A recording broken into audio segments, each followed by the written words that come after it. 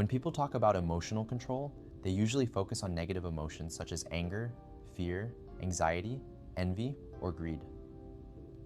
These states are easy to label as destructive, so society openly discusses how to suppress or manage them.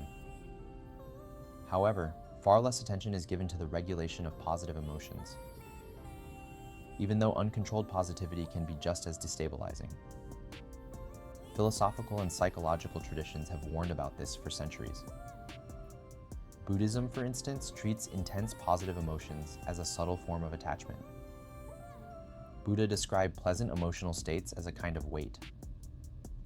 They feel uplifting, but they still bind a person to craving, dependency, and ultimately suffering. In modern psychological terms, this aligns closely with the concept of emotional imbalance. Love is the clearest and most socially accepted example of this problem. Love bombing occurs when affection is expressed without measure and without regard for emotional boundaries. It often manifests through excessive language, constant praise, dramatic declarations, or exaggerated emotional narratives. It also appears through emotional intensity, overwhelming closeness, rapid attachment, or constant demands for emotional reciprocity. Finally, it shows up in behavior: overgiving, intrusive help, constant availability, and crossing personal boundaries under the banner of care. From the inside, love bombing often feels sincere.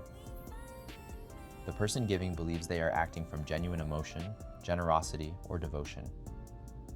But emotional sincerity does not automatically equal psychological health. In practice, this kind of emotional excess creates predictable consequences. It drains the giver emotionally, creates pressure and obligation for the receiver, and often triggers withdrawal or rejection, even when affection initially existed. What looks like love is frequently a loss of emotional proportion.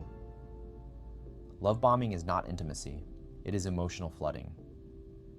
It replaces connection with intensity and respect with emotional force. Over time, this destroys trust rather than building it. This is where the concept of psychological ecology becomes relevant. Just as natural ecosystems collapse when one element overwhelms the rest, emotional ecosystems collapse when balance is lost, even in the direction of positivity. Healthy relationships require boundaries, respect for autonomy, emotional pacing, and the ability to tolerate emotional restraint. Any emotional imbalance, even with a positive sign, creates harm.